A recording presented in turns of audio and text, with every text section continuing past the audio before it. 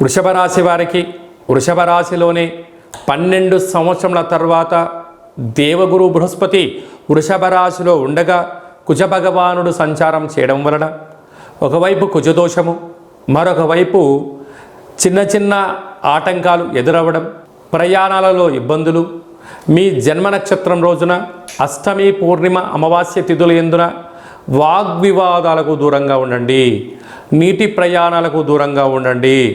చిన్న చిన్న ఆటంకాలు వచ్చినను మౌనంగా స్వీకరించండి, జ్ఞానంగా ఆలోచించండి. సమస్యలు వాటి అంతటికి అవే ఆగిపోయే పరిస్థితి ఉంటుంది. కనుక చిన్న చిన్న విషయాలకు నన్ను పట్టించుకోవట్లేదు, నన్ను ఏదో అంటున్నారు, నన్ను మరోలాగా చూస్తున్నారని చెప్పి మీకు మీరే అపోహను సృష్టించుకున్నారా?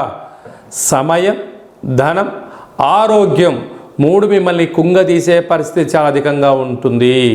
కనుక ఆయుధాలతో, యంత్రాలతో